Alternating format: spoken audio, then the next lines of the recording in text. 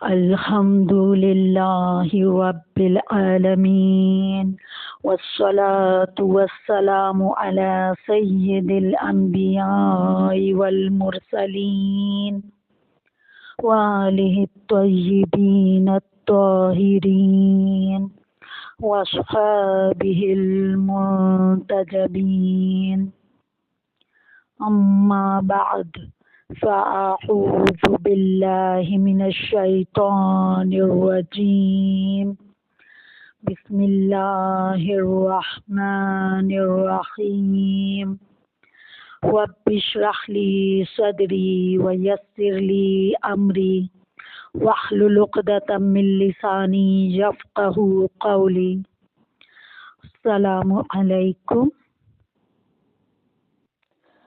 آج کی کلاس میں ہم نورانی قاعدے کے اختتام پر بیان کردہ کچھ قواعد تجوید ہیں، ان کو پڑھیں گے اور سمجھیں گے، اور اس کے بعد کچھ نکات ہیں ان کا بھی سمجھنا اور جاننا ضروری ہے، تو انہیں بھی پڑھیں گے۔ تو چلیے شروع کرتے ہیں۔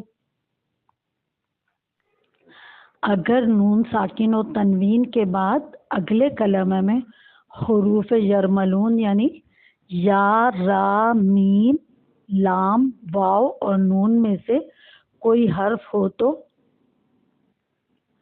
لام اور را میں بلا غنہ یعنی غنہ کے بغیر، اور باقی چار حروف میں غنہ کے ساتھ ادغام ہوگا۔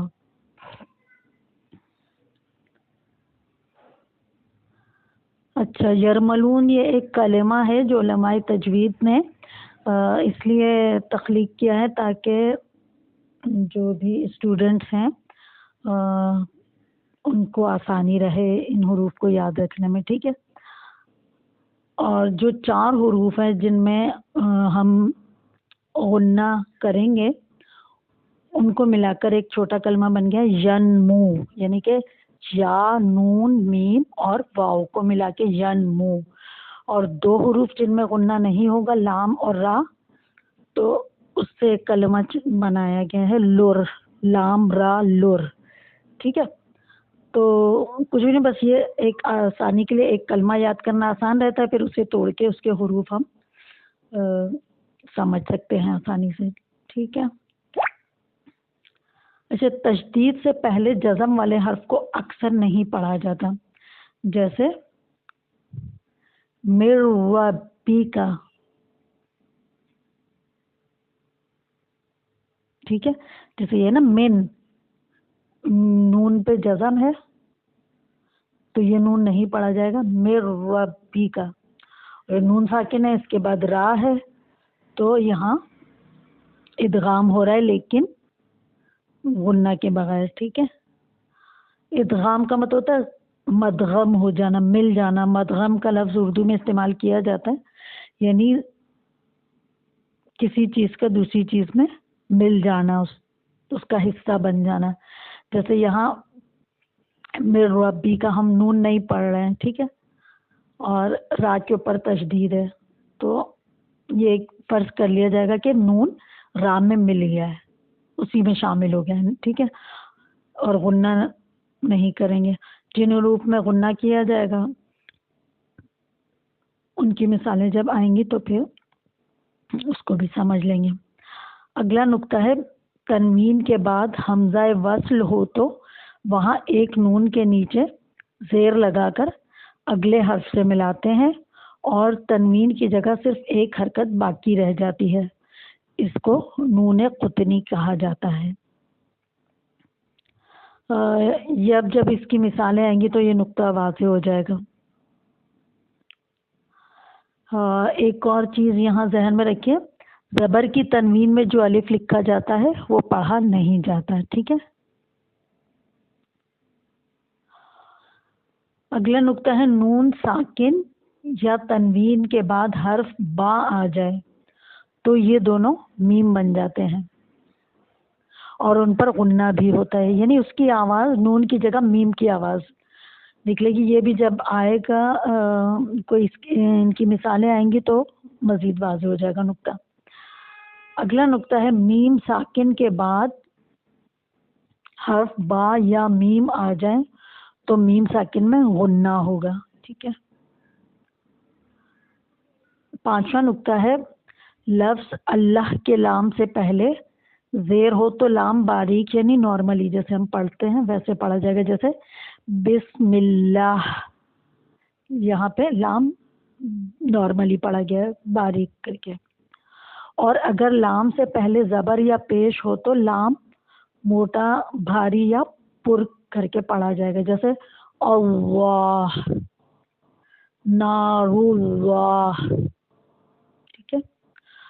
تو چلیے مشق کی جانب بڑھتے ہیں. اسے ہم روانی سے پڑھیں گے اور جہاں جہاں کوئی قاعدہ جاری ہو رہا ہوا اور ضروری سمجھا تو اس قاعدے کو بیان کر کے اس کی وضاحت کر دیں گے. تو چلیے جزاء اور وقف کی صورت میں جزاء. ٹھیک ہے, حمزہ کو ساکن کر دیں گے جزاء. ٹھیک ہے, حمزہ پہ رک جائیں گے. الملائکۃ, وقف میں الملائکہ. انا اعطینا, یہ دونوں صورتوں میں ایز اٹ از رہے گا. الینا یابہم خیرن یرہ, یہاں خیرن میں تنوین ہے آخر میں اور اس کے بعد حروف یرملون میں سے حرف یا موجود ہے جو کہ ان 4 حروف میں سے ہے جن میں غنہ کے ساتھ ادغام کیا جاتا ہے. تو یہاں ادغام مع الغنہ کا قاعدہ جاری ہوگا. ٹھیک ہے. تو ایک دفعہ اور پڑھ کے دیکھتے ہیں. خیرن یرہ. اب نیکسٹ میں بھی یہی ہے, نیکسٹ جو مرکب ہے 2 کلمات کا, تو وہاں صرف یہاں خیرن کا کلمہ تھا اور وہاں خیرن کی جگہ شرن کا کلمہ ہے. ٹھیک ہے. شرن یرہ. چلیے نیکسٹ رو میں آتے ہیں. میقاتا یوم فمن یعمل. اب اگر ہم میقاتا پہ وقف کریں گے, میقاتن پہ وقف کریں گے تو اسے میقاتا پڑھیں گے. ٹھیک ہے. یوم پہ وقف ہوگا تو یوم. فمن یعمل, یعمل آلریڈی ساکن ہے وہ ایز اٹ از رہے گا. نیکسٹ یومئذ یصدر الناس, یہاں ہم نے ناس پہ وقف کیا اور یہاں بھی وہی قاعدہ ہے ادغام کا. یومئذ کے بعد حرف یا ہے تو یہاں بھی ادغام مع الغنہ ہوا ہے. ٹھیک ہے. اس کے بعد ناصب آگے من ربک, وقف کی صورت میں من ربک, یہاں پر نون ساکن کے بعد حرف را آ رہا ہے. ٹھیک ہے. جو حروف یرملون میں سے وہ حرف ہے جہاں ادغام بغیر غنہ کے ہوتا ہے. لام اور را 2 حروف ہے نا. لر, یہ ہم نے ایک کلمہ بنایا تھا گزشتہ اسباق میں جہاں اس قاعدے کا ذکر ہوا تھا. ٹھیک ہے. تو چلیے آگے بڑھتے ہیں. رسول من اللہ, یہاں رسول اسی طرح سے لام رسول کی تنوین کے بعد میم کے ساتھ ادغام ہو رہا ہے اور میم مشدد ہے, یہاں پر غنہ کے ساتھ پڑھا جائے گا. ٹھیک ہے.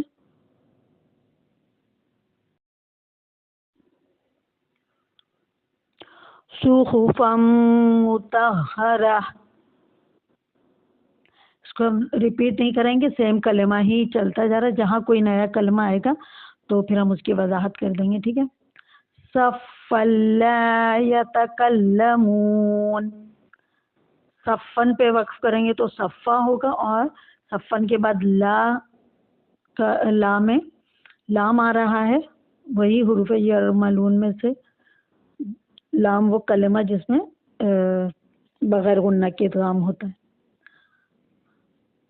اچھا آگے بڑھتے ہیں.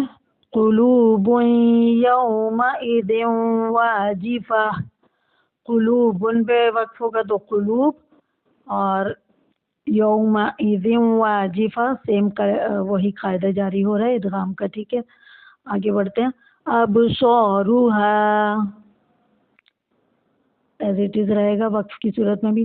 सिराजम वहाजा, वहाजा पे वक्फ करेंगे तो अलिफ के साथ पढ़ा जाएगा, और एक ज़बर और अलिफ के साथ, और अगर हम इसको मिलाएंगे आगे तो इदगाम होगा। वहाजम वअंज़लना, ठीक है। वस्ल की सूरत में इस तरह से पढ़ा जाएगा। आगे बढ़ते हैं। अकलम्मा, यहाँ लम्मा में भी अगर हम लम्मा पे लम्मन है, यहाँ वक्फ की सूरत में लम्मा पढ़ेंगे, लेकिन अगर हमें वस्ल करना है आगे वाले कलमे के साथ तो इसे हम पढ़ेंगे लम्मा व तुहिब्बूनल माल व तुहिब्बूनल माल हुब्बा। तुहिब्बूना पे अगर वक्फ होगा तो तुहिब्बून पढ़ा जाएगा, और अगर तुहिब्बूनल माल पे वक्फ होगा तो तुहिब्बूनल माल, और हुब्बन पे वक्फ होगा तो हुब्बा पढ़ा जाएगा। नेक्स्ट है जम्मा, गुसाअन अहवा एज इट इज रहेगा, और अगर गुस्सा पर वक्फ होगा तो हमजा को साकिन करके पढ़ेंगे गुस्सा, ठीक है। अहवा एज इट इज रहेगा। आगे बढ़ते हैं। मुक्तदिन वक्फ की सूरत में मुक्तद, असीमिन वक्फ में असीम, इज़ा तुतला नारा, और अगर हम इसे वस्ल में पढ़ेंगे तो इज़ा तुतला नारन खामिया, फिर हमने खामिया तन पे वक्फ किया, ठीक है। आगे बढ़ते हैं। तुस्क़ा मिन आइनिन आनिया, तुस्क़ा वक्फ की सूरत में एज इट इज रहेगा, आइनिन आइन बन जाएगा, और आनिया जैसे हमने पढ़ा है आनियतिन आनिया बनेगा, ठीक है। मम बखिला वक्फ की सूरत में मम बखिल, यहाँ नून साकिन की आवाज़ मीम की आवाज़ में इसलिए चेंज हुई क्योंकि नून साकिन के बाद बा है, और ये कायदा इखलाब कहलाता है जो कि हम ऑलरेडी पढ़ चुके हैं, ठीक है। आगे तकरीबन एंड तक यही कायदा चलेगा, तो हम इसे बार बार रिपीट नहीं करेंगे। लयुम्बज़न्ना मिन बअदि मिन बैनिस सुल्ब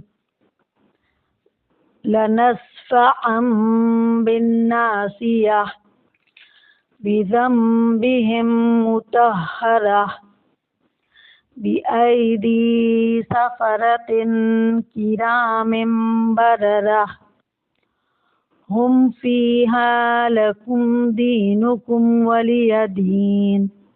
हुम फ़ीहा वक्फ की सूरत में एज इट इज़ रहेगा, लकुम दीनुकुम वलिय दीनी वक्फ की सूरत में वलिय दीन पढ़ेंगे, ठीक है।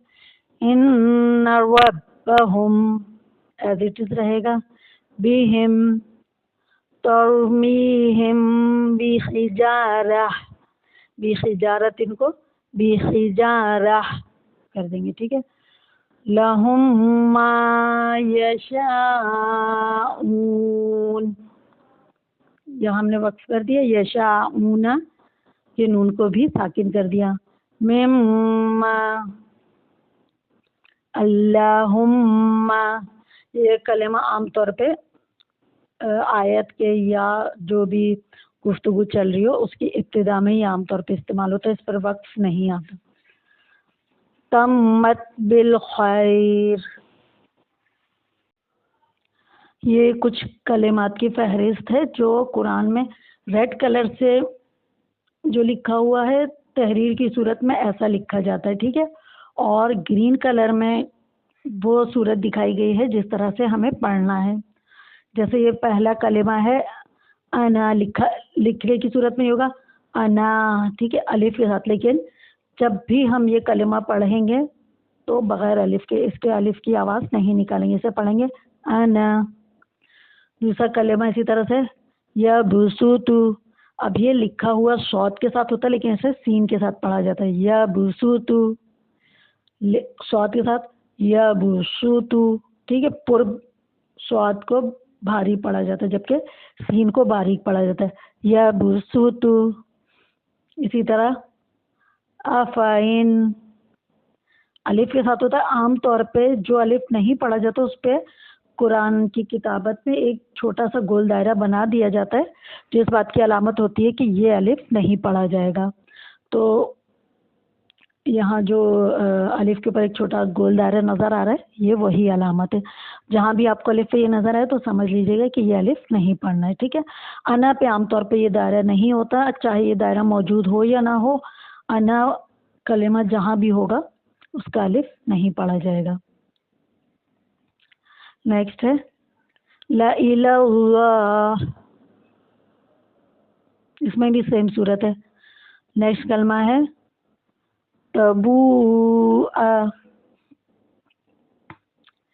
پھر یہ والا کلمہ بھی صاد ہے اس میں تحریر میں یا کتابت میں، لیکن پڑھنے کی صورت میں ہم اسے سین سے پڑھیں گے، اور صاد پر بھی عام طور پہ ایک علامت چھوٹی سی سین کی صورت میں لکھی ہوئی ہوتی ہے، جسے دیکھ کر آپ سمجھ سکتے ہیں کہ یہاں ہمیں اسے صاد سے نہیں پڑھنا بلکہ سین سے پڑھنا ہے، جیسے بسطتن، ٹھیک ہے، صاد کے ساتھ لکھا ہوا ہے لیکن ہمیں پڑھنا ہے بسطتن یا بسطہ، ٹھیک ہے۔ نیکسٹ ہے ملئہ، لکھا ہوگا ملائہ، تو یہ جو لکھا ہوا اس کی صورت میں ہمیں یہاں کرنا ہے لیکن ہمیں پڑھنا ہے ملئہ۔ نیکسٹ ہے لاودع، اور لکھا ہے لا اودع لیکن ہمیں پڑھنا ہے لاودع، ٹھیک ہے۔ نیکسٹ ہے تحریر میں ہے ثمودا الف کے ساتھ، لیکن ہمیں پڑھنا الف نہیں پڑھنا ہے ثمود۔ نیکسٹ ہے تحریر میں ہے لیربوا الف کے ساتھ، اور ہمیں پڑھنا ہے لیربوا زبر کے ساتھ، ٹھیک ہے، اسے کھینچنا نہیں ہے ہمیں۔ نیکسٹ ہے لتتلوا تحریر میں، اور ہمیں پڑھنا ہے لتتلوا، ٹھیک ہے، کھینچنا نہیں ہے، واو کے اوپر جو زبر ہے اسے کھینچنا نہیں ہے۔ اگلا کلمہ ہے لن ندعو الف تحریر کی صورت میں، لیکن ہمیں پڑھنا ہے لن ندعو، ٹھیک ہے۔ نیکسٹ ہے اچھا لکھا ہوا الف کے ساتھ ہوگا لیکن یہ الف پڑھا نہیں جائے گا، اور اسے پڑھنا بھی بظاہر ممکن ہے، ٹھیک ہے، تو ہمیں اس کے ساتھ جو الف نہیں پڑھے گی بلکہ اسے ہم ڈائریکٹ یا سے ملائیں گے۔ اگر ہم الف کے ساتھ پڑھیں گے تو یہ ایسا ہو جائے گا لیشا، ٹھیک ہے، شا کو کھینچ کے یہاں پہ، لیکن ہمیں یہ الف نہیں پڑھنا تو ہم پڑھیں گے لیشین، ٹھیک ہے، اور وقف میں لیشی۔ اگلا ہے لیکن الف کے ساتھ تحریر میں، لیکن ہمیں پڑھنا ہے لیکن بغیر الف کے، ٹھیک ہے۔ لأذبحنہ، یہ ہم پڑھیں گے، اور لکھا ہوا ہمیں جو دکھے گا وہ لا کے ساتھ دکھے گا، وہ الف ہمیں نہیں پڑھنا ہے، صحیح ہے۔ اچھا اگلا تحریر میں لکھا ہے لا الی الجحیم، لیکن اس کا الف نہیں پڑھیں گے تو ہم پڑھیں گے لا الی الجحیم۔ لیبلوا الف کے ساتھ تحریر میں ہمیں نظر آئے گا اور پڑھنا ہے لیبلوا، اسی طرح سے نبلوا نظر آئے گا اور ہمیں پڑھنا ہے نبلوا۔ پھر نیکسٹ کلمہ ہے لأنتم، ٹھیک ہے، اور اگلا کلمہ ہے سلاسل،